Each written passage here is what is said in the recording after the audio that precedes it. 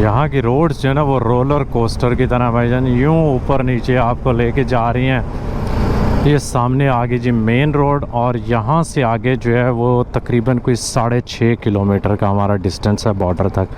बस अल्लाह करे यार ये खैर खैरियत से हो जाए। So the Jordan Valley crossing cars and buses, यहाँ पे टैक्सीज़ वगैरह खड़ी हैं जो लोग बॉर्डर क्रॉस करके आते हैं। हाँ मैं देख रहा हूँ कुछ लोग जो है वो क्रॉस करके आ गए हैं। हम लोग जी बॉर्डर पे पहुँच गए हैं और इसको भी क्रॉस करने लगे हैं।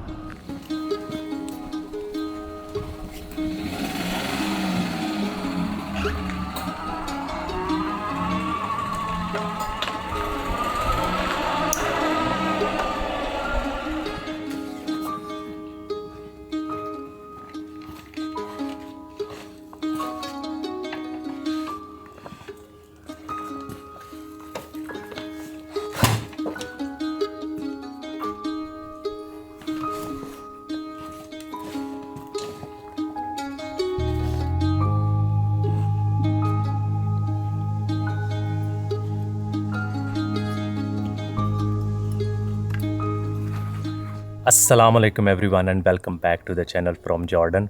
और जिस जगह पे हूँ इसका नाम है जी अजलून। एक छोटा सा गांव है, अजलून सिटी से बाहर एक गांव है। क्योंकि कल मैं कैसल विज़िट करने गया था और उसके बाद मैंने इसके पास में होटल ले लिया था, क्योंकि आज हम लोग हैं एक्चुअली इसराइल और जॉर्डन के बिल्कुल बॉर्डर के ऊपर।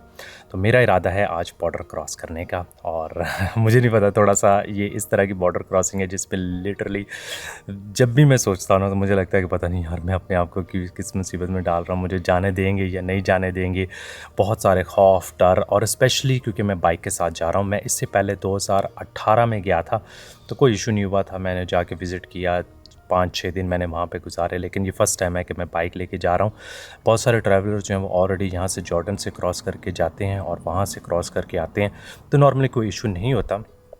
लेकिन वो एक क्योंकि बीइंग पाकिस्तानी ओरिजिन वो डर ही लगता है कि यार पता नहीं क्या होगा। वैसे तो मेरे पास जर्मन पासपोर्ट है और उसी को यूज़ करके मैं क्रॉस करूँगा, तो लेट्स सी क्या बनता है। आज थोड़ा सा मैं बताता चलूँ कि इसराइल पैलेस्टाइन की 3 बॉर्डर्स हैं इनके साथ, जॉर्डन के साथ।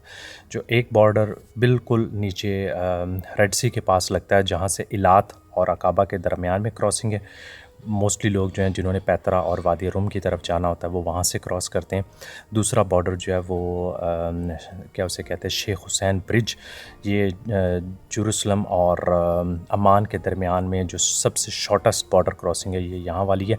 और जो पैलेस्टीनियंस हैं उनको सिर्फ यही बॉर्डर क्रॉस करने की इजाज़त है, उसके अलावा वो कहीं से नहीं आ सकते, इसलिए वहाँ पे बहुत ज़्यादा रश होता है।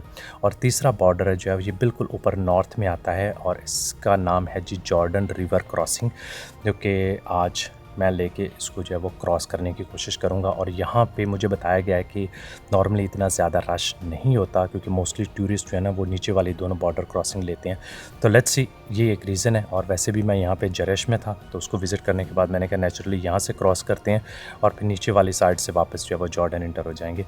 तो निकलते हैं यहाँ से। उम्मीद करते हैं कि आज हमारा दिन भी अच्छा गुजरे, ये बॉर्डर क्रॉसिंग भी अच्छी गुजरे और आपसे मुलाकात करेंगे जी। ये एक ब्लॉग की सीरीज़ जो है वो नई कंट्री से। चलते हैं जी। बिस्मिल्लाहिर्रहमानिर्रहीम। सुभानअल्लाह ज़ी सख़र लना हाज़ा व मा कुन्ना लहू मुक़रिनीन व इन्ना इला रब्बिना लमुनक़लिबून। या अल्लाह पाक खैर खैरियत से हमारा दिन गुज़रे, बहुत अच्छा गुज़रे, और अल्लाह करे कि ये बॉर्डर क्रॉसिंग भी खैर खैरियत से गुज़र जाए। यार मुझे तो अभी से डर लग रहा है। अभी से क्या, मैं जब भी सोचता था ना पिछले 1-2 हफ़्तों से कि यार मैं जा रहा हूँ, तब से जो है ना होता था कि ये पता नहीं किस तरह की बॉर्डर क्रॉसिंग होगी। ये वाहिद बॉर्डर क्रॉसिंग है, उसके अलावा आई थिंक ईरान की इस तरह की होती हैं जिनमें मुझे जो है वो बड़ा डर लगता है। तो अभी हमने एक्चुअली इधर जाना है।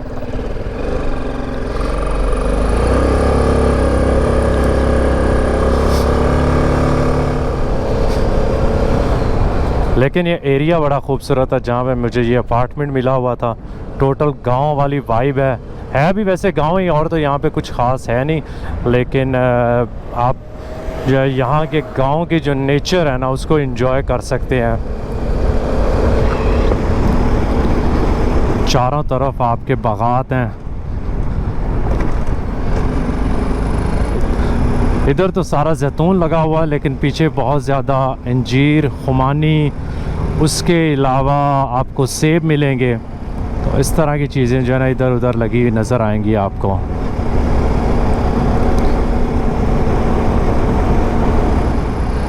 यहाँ से नेविगेशन मुझे बता रही है कि तकरीबन 25 किलोमीटर है, 27 किलोमीटर, और कुछ 40 मिनट लग जाएंगे।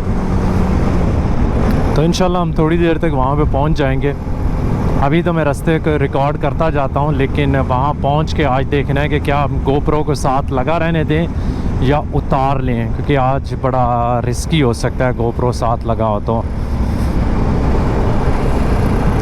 एनीवे वो जाके बॉर्डर पे देखते हैं कि वहाँ पे किस तरह की सिचुएशन है। ये हम लोग गांव की जो मेन रोड है उसके ऊपर लग गए हैं, और अभी हम थोड़ी देर के बाद जो है वो जॉर्डन वैली वाली जो रोड है वो लेंगे। बताया गया कि वो बड़ी खूबसूरत है, तो व्यूज़ वगैरह जो है वो अच्छे आएंगे।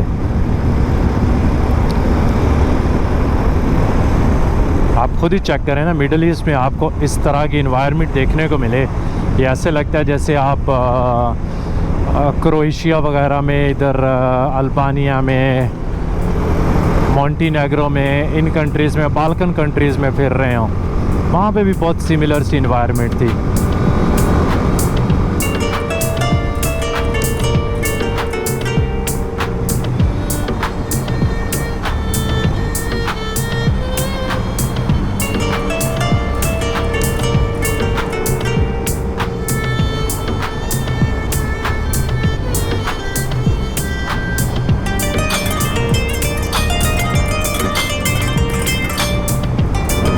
वाह यार, क्या व्यूज़ है यहाँ से। वैसे तो दोपहर के टाइम यहाँ पे गर्मी हो जाती है, लेकिन अभी सुबह के टाइम मौसम जो है वो अच्छा है, क्योंकि हम लोग अमान से काफ़ी नीचे आ चुके हैं। एटलीस्ट 400-500 मीटर जो है वो नीचे आ गए हैं, जिसकी वजह से मौसम चेंज हो गया है। लेकिन सुबह को और शाम के टाइम यहाँ पे मौसम अच्छा होता है। रात को जिस रूम में था वहाँ पे भी एसी वगैरह नहीं था। शुरू में तो मुश्किल हो रही थी क्योंकि ज़रा गर्म था कमरा, लेकिन बाद में बेहतर हो गया था। गांव जॉर्डन के बड़े खूबसूरत हैं यार, जहाँ से भी गुज़रते हैं ना बहुत अच्छे हैं।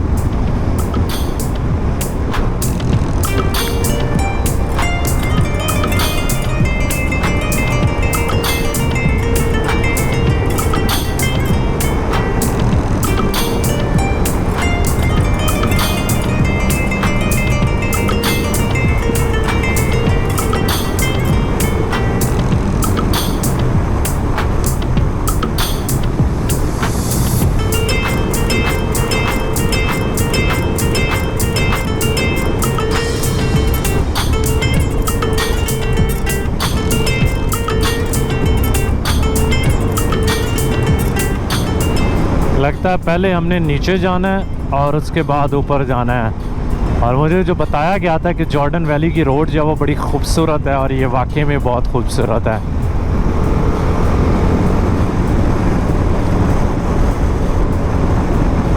जॉर्डन में बाइक राइडिंग के लिए बड़ी आला आला रोड्स हैं, स्पेशली ये जो मिडल पार्ट है ना, जो पहाड़ हैं। डेड सी वाला रोड भी ठीक है, लेकिन वो कुछ टाइम के बाद बोरिंग हो जाता है। पर ये रोड्स जो है ना ये कमाल की हैं।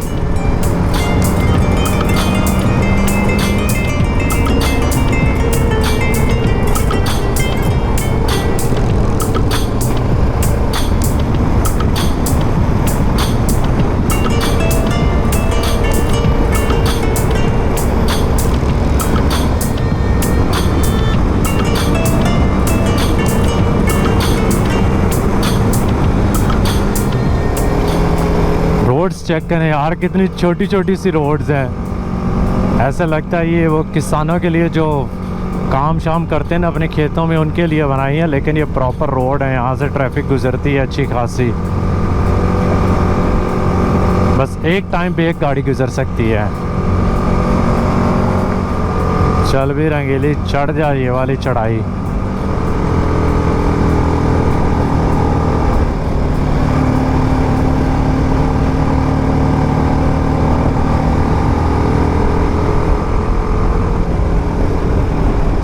पहुंच गए जी हम लोग टॉप पे, और जैसे टॉप पे पहुंचे सामने देखें जी कितना बड़ा गांव आ गया। मैं सोच रहा था कि इस साइड पे कुछ नहीं होगा, जिस तरह लग रहा था ना नीचे से, लेकिन ये गांव पहाड़ों के पीछे छुपा हुआ था।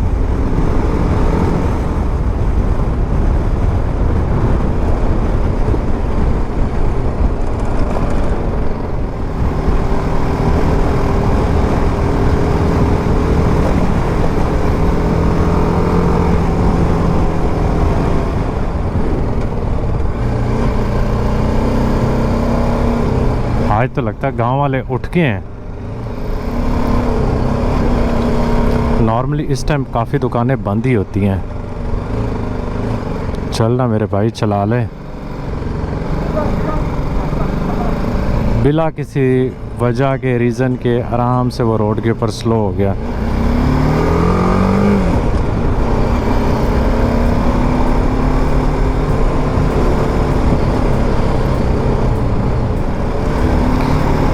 ये तो रिलेटिवली बड़ा गांव है। पीछे जिसमें मैं ठहरा था वो तो बहुत छोटा था, उसमें कुछ भी अवेलेबल नहीं था, सिर्फ एक छोटा सा वो कियोस्क टाइप था।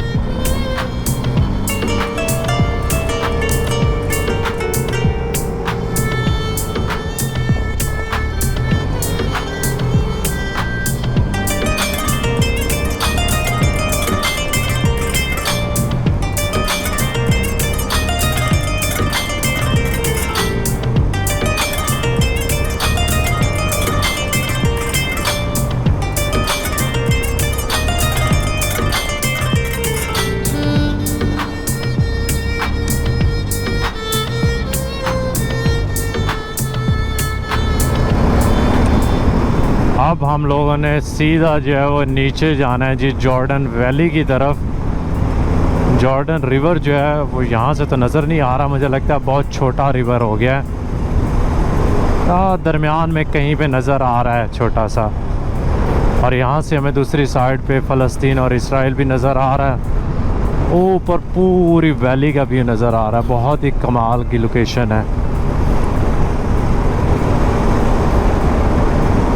और यहाँ से टॉप से हम नीचे जाएंगे तो हम सतह समंदर के लेवल से नीचे चले जाएंगे, माइनस में आ जाएंगे। ये बिल्कुल वो डेड सी के करीब वाला एरिया बन जाता है।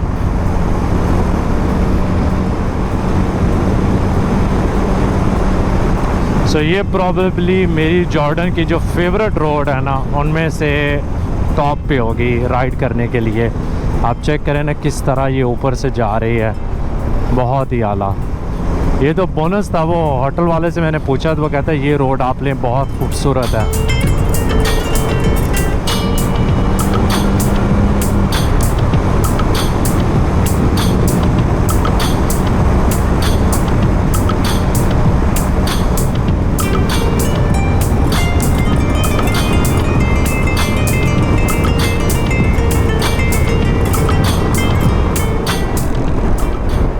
कर्व यहाँ के थोड़े से टाइट हैं और बंदा इधर उधर देखता ये ना हो कि थोड़ा सा आगे ही ना निकल जाए। और यहाँ पे साइडों पे प्रोटेक्शन वगैरह कुछ नहीं बनी हुई कि आप जो है वो जाके रेल में या किसी वो साइड में उन्होंने लगाया हो कि उसमें लग जाएंगे। ना जी, सीधा नीचे।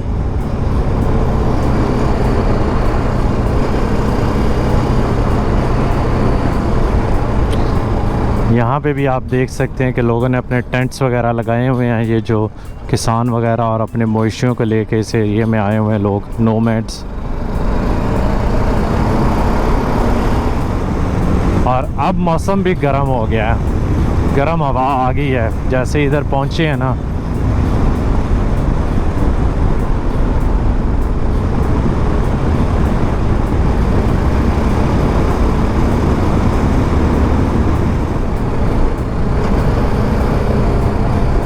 यहाँ की रोड्स जो है ना वो रोलर कोस्टर की तरह भाईजान यूँ ऊपर नीचे आपको लेके जा रही हैं। और अक्सर आप जब नीचे से ऊपर जा रहे हैं तो आपको नज़र ही नहीं आ रहा होता है कि आप कितना ऊपर जा रहे हैं और कहाँ पे ये ख़त्म होगी।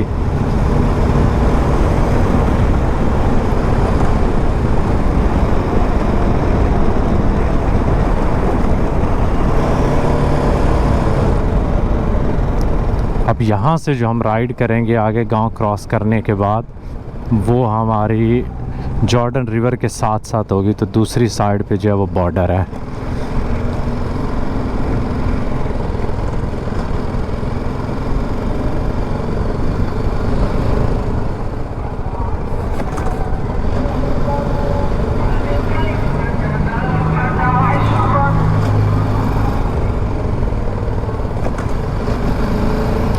ये सामने आगे जी मेन रोड, और यहाँ से आगे जो है वो तकरीबन कोई 6.5 किलोमीटर का हमारा डिस्टेंस है बॉर्डर तक। हम लोग ऑलमोस्ट वहाँ पे पहुँच चुके हैं।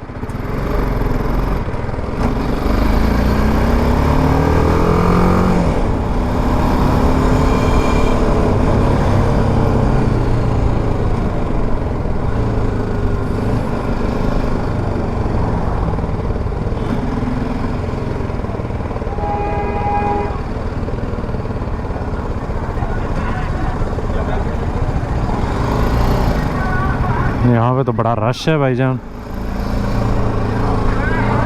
बस निकलते हैं यहाँ से।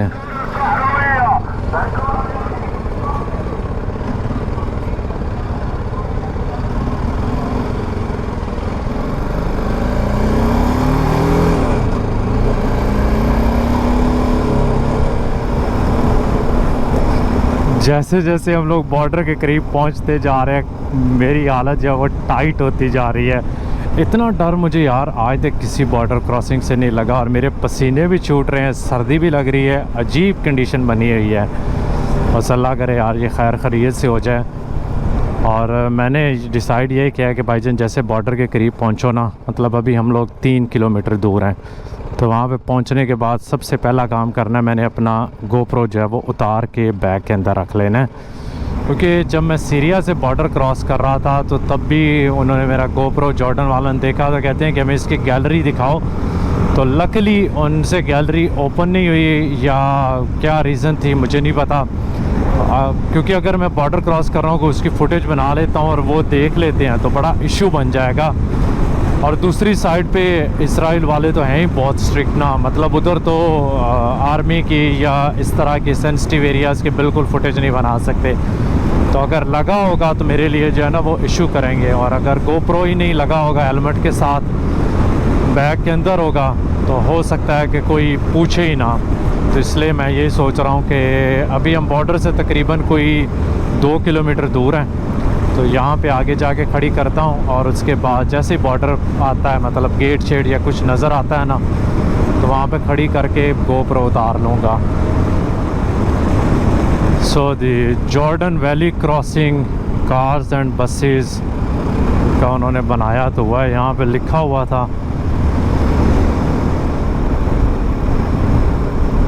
यहाँ पे टैक्सीज़ वगैरह खड़ी हैं जो लोग बॉर्डर क्रॉस करके आते हैं। हाँ मैं देख रहा हूँ कुछ लोग जो है वो क्रॉस करके आ गए हैं, तो यहाँ से टैक्सीज़ वगैरह में बैठ रहे हैं। हम लोग ना इधर जाते हैं और इधर खड़ी करता हूँ इसको। सबसे पहले उतार लेते हैं जी अपने गोप्रो को।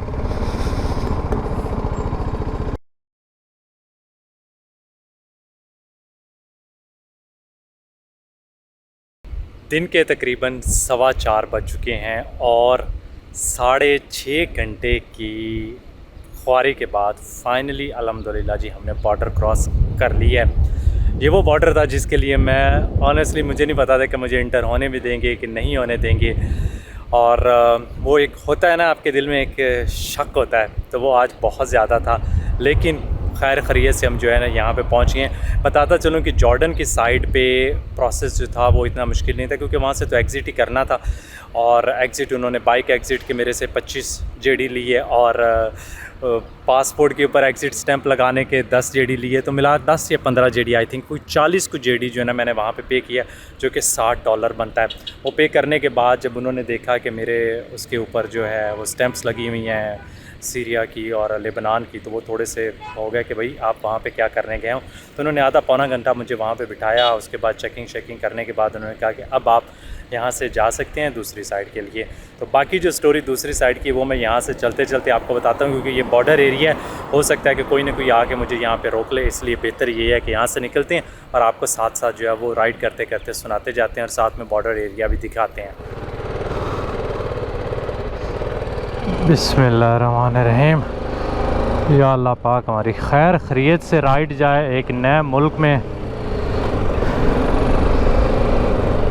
यार नेविगेशन को ऑन तो मैंने किया था, लगता है दोबारा से साइड पे खड़ा होके कर लूँ। यहाँ पे इंटरनेट मेरे पास चल रहा है जॉर्डन वाला ना।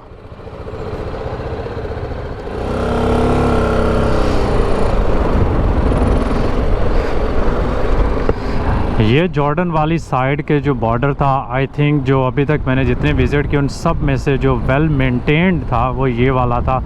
यहाँ पे प्रॉपर सिस्टम था। आपको पता है कि आप एक बंदे के पास जाएंगे, वो आपको भेजेगा कि अब आपने अगला स्टेप जो है ना वहाँ से करवाना है, इसलिए यहाँ पे जल्दी बंदा जो है वो फारिग हो जाता है। लेकिन सिक्योरिटी टाइट है, जिसकी वजह से ज़रा जो है ख्याल रखते हैं कि कौन बंदा आ रहा है, कौन जा रहा है। क्वेश्चन जो है ना जो बाकी किसी बॉर्डर क्रॉसिंग पे उन्होंने नहीं किए, वो यहाँ पे कर रहे थे।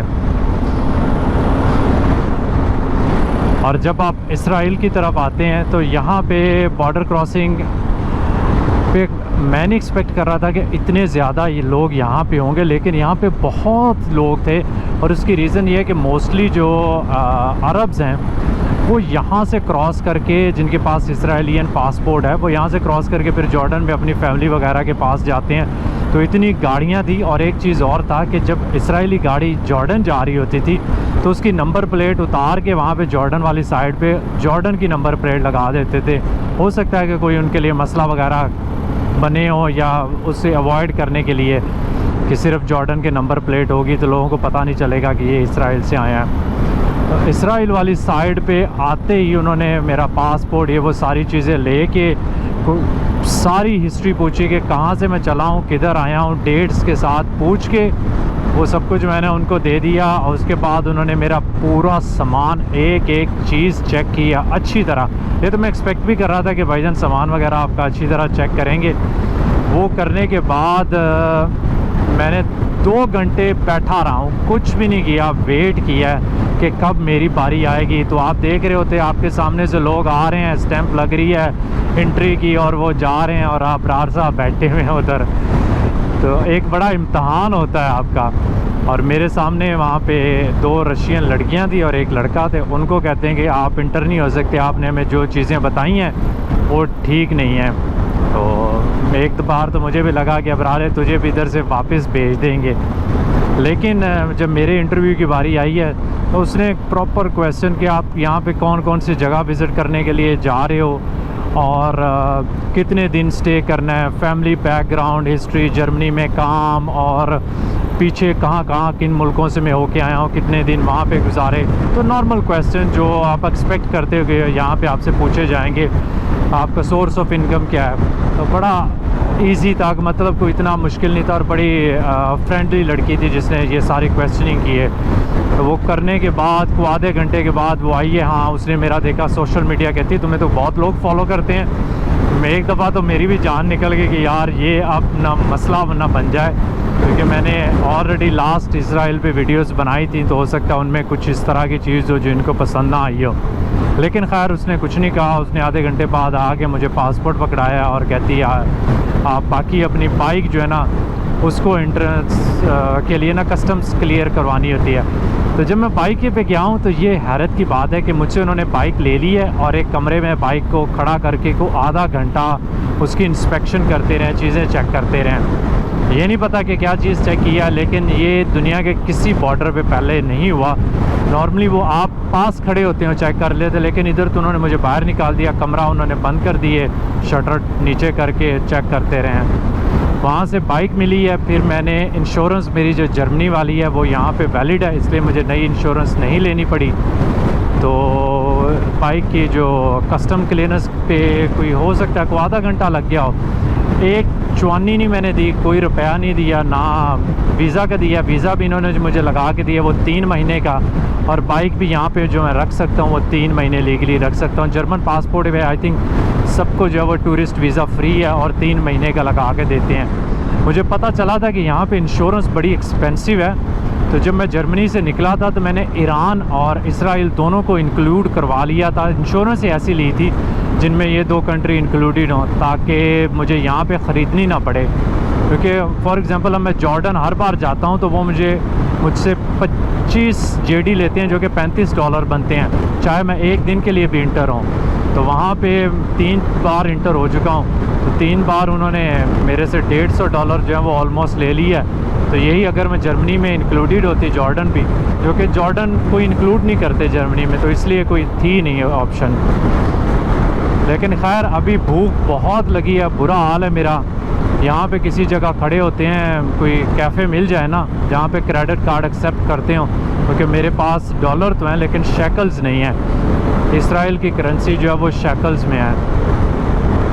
साथ जो है वो छोटा सा कुछ डैम है यार, आप चेक करें इन्वायरमेंट यहाँ पे कैसे चेंज हुई है। फ्रेश वाटर का डैम लग रहा है और ये रास्ता आगे जा रहा है उसकी तरफ, लेक गलीली या तिबेरियस जिसे कहते हैं उसकी तरफ, जो हजूज मजूज के बारे में मशहूर है ना, कि वो आके उसका पानी जो है वो ख़त्म करेंगे। तो हम भी जाएंगे ज़रूर वहाँ पे, लेकिन आज नहीं।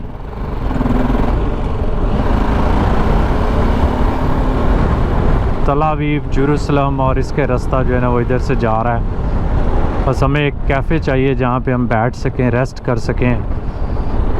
बहुत टेंशन होती है यार बॉर्डर क्रॉसिंग पे मिडल ईस्ट में, और 5-5, 6-6 घंटे तो कहीं गया ही नहीं ना, सिवाय सऊदी अरेबिया और कुवैत का बॉर्डर जो शायद मैंने 1.5-2 घंटे में क्रॉस किया था। सऊदी अरेब से जॉर्डन जब कब आया था वो भी 2 घंटे में हो गया था, लेकिन बाकी बॉर्डर क्रॉसिंग तो इतना टाइम लेती है ना, सारा दिन लग जाता है। और अभी यहाँ पे इंतहा का रश है, आगे एक बस लगी है वो स्लो है।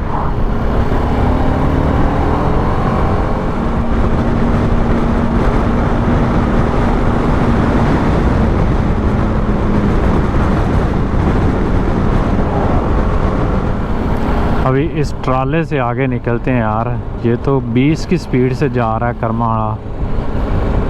बहुत गाड़ियाँ आती हैं यार सामान लेके वहाँ से, जॉर्डन से इधर ट्रक ही ट्रक थे, और सिमिलरली उधर से, और सिमिलरली इधर से उस साइड पे ट्रैफिक बहुत ज़्यादा है। मैं सोच रहा था ये बॉर्डर क्रॉसिंग जो है इस पे हार्डली कोई जाते होंगे, लेकिन यहाँ पे टूरिस्ट जो हैं वो कम जाते हैं, लेकिन लोग अपनी फैमिलीज़ को मिलने के लिए इधर उधर बहुत जाते हैं।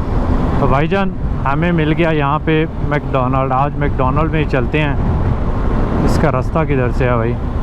और सामने से होगा।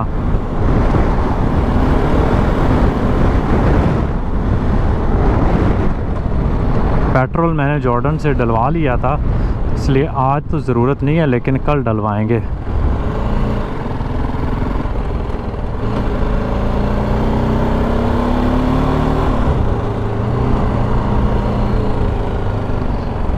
ये कोई इंडस्ट्री एरिया लग रहा है।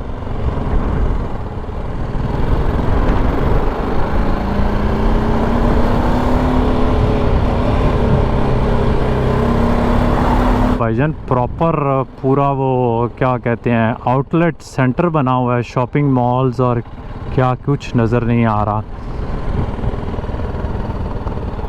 तो यहाँ पे शायद जो है वो ATM भी मिल जाए, अगर हमने पैसे निकलवाने हैं तो निकलवा लेंगे यहाँ से।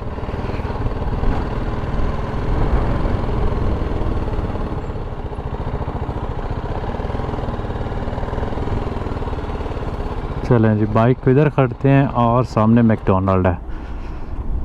सामान मैंने उसके ऊपर ही लगा रहने दिया, और अभी देखते हैं यहाँ पे जी बैठने की कोई जगह ढूंढे। रश है यहाँ पे यार बहुत ज़्यादा, और वो साइड पे जगह है।